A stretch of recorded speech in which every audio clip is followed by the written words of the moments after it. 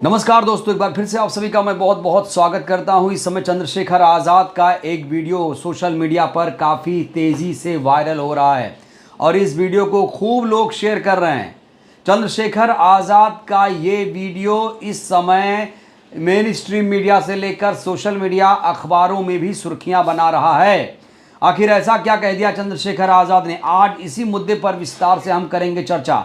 चंद्रशेखर आज़ाद वैसे तो कहते हैं कि मायावती जी उनके लिए गुरु हैं। वो मायावती जी को अपनी माँ बताते हैं, खुद को एकलव्य बताते हैं, मायावती जी को द्रोणाचार्य बताते हैं और कभी कभी बुआ कहते हैं कि बहन जी बड़ी नेता हैं, बहन जी ने हमारे समाज के लिए बहुत कुछ किया। लेकिन अब चंद्रशेखर आज़ाद पलटे पलटे से नज़र आ रहे हैं। अब चंद्रशेखर आज़ाद बदले बदले से नज़र आ रहे हैं। चंद्रशेखर आज़ाद का ये वीडियो देखकर आप लोग भी चौंक जाओगे, आप लोग भी हैरान रह जाएंगे, क्योंकि पहली बार चंद्रशेखर आज़ाद ने बीएसपी के नेताओं पर, मायावती जी पर बेहद गंभीर आरोप लगा दिया है।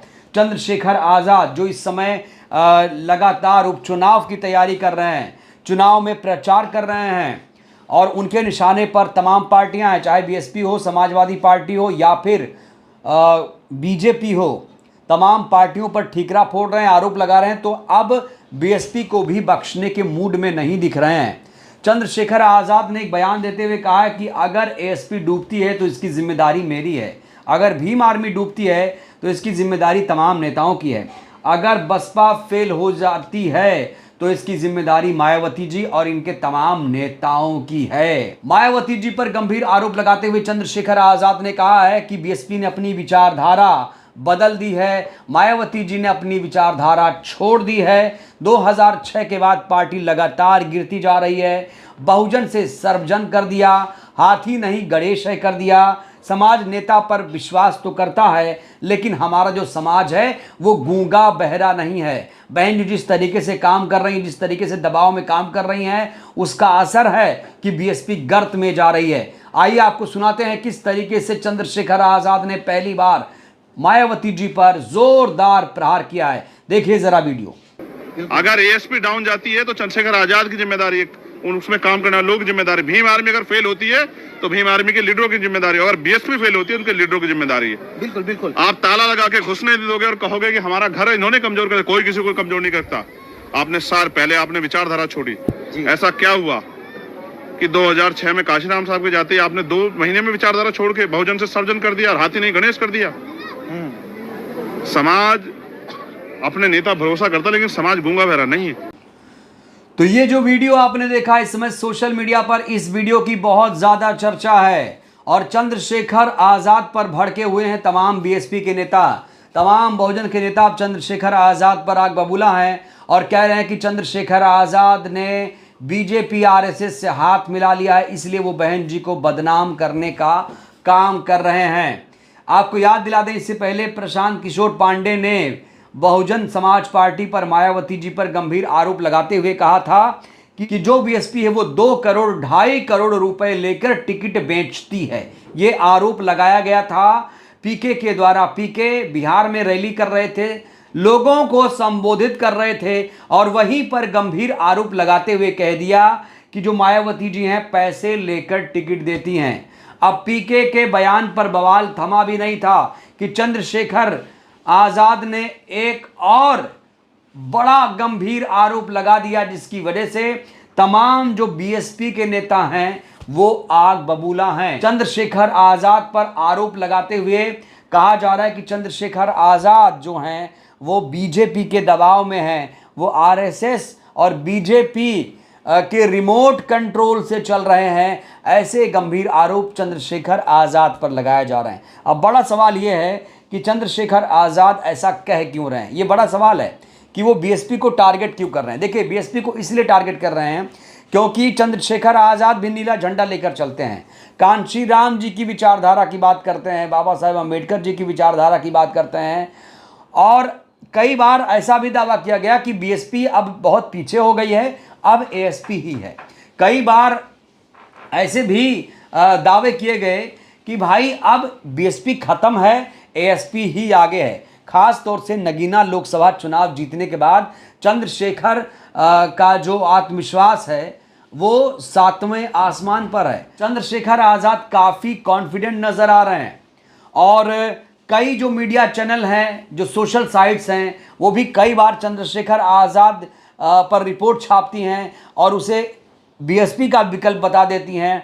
ये भी कहीं ना कहीं एक फैक्टर है कि चंद्रशेखर आज़ाद अब पूरी तरीके से बीएसपी पर हमला बोल रहे हैं। देखिए, चंद्रशेखर आज़ाद ने यहाँ पर रिस्क भी लिया है। अगर वो मायावती जी पर इस तरीके से आरोप लगा रहे हैं तो या तो उन्हें फ़ायदा होगा या तो उन्हें नुकसान होगा। ये बहुत बड़ा रिस्क ले लिया है उन्होंने। आमतौर पर आप देखते हैं कि मायावती जी पर बड़े बड़े जो नेता हैं वो नहीं बोलते हैं। राहुल गांधी हो, अखिलेश यादव हो, अमित शाह हो, मोदी हो, योगी हो, बड़े बड़े नेता मायावती जी पर व्यक्तिगत टिप्पणी नहीं करते हैं। लेकिन चंद्रशेखर आज़ाद ने जिस तरीके से टिप्पणी की है, माना जा रहा है इसलिए बोला है क्योंकि उन्हें इससे फ़ायदा मिलेगा। ये बहुत रिस्क लिया है। अब फ़ायदा मिलेगा, नुकसान होगा, ये तो चुनाव में पता चलेगा। क्योंकि चंद्रशेखर आज़ाद पहले मायावती जी की तारीफ करते थे और अब अचानक मायावती जी को ही टारगेट कर रहे हैं। तो लोग कह रहे हैं कि अब चंद्रशेखर आज़ाद खुलकर खेलने वाले हैं। अब वो किसी के दबाव में नहीं आने वाले हैं। अब वो मायावती जी को ही चुनाव में टारगेट करके जो मायावती जी का वोट बैंक है उसे वो हथिया लेंगे। आपको भूलना नहीं चाहिए कि उत्तर प्रदेश में 9 सीटों पर उपचुनाव होने जा रहा है और 9 सीटों पर भीम आर्मी एएसपी भी अपने प्रत्याशी उतार चुकी है। और अगर हरियाणा में देखें तो हरियाणा में चंद्रशेखर आज़ाद की पार्टी का प्रदर्शन अच्छा नहीं था। उन्होंने गठबंधन किया था, उन्हें उतना अच्छा फायदा नहीं मिला। हालांकि दावे तो बहुत किए जा रहे थे कि 10-15 सीटें ले आएंगे, लेकिन हरियाणा में हश्र बहुत बुरा हुआ। चाहे वो एएसपी हो या फिर जेजेपी हो, दोनों को सीटें हरियाणा में नहीं मिली।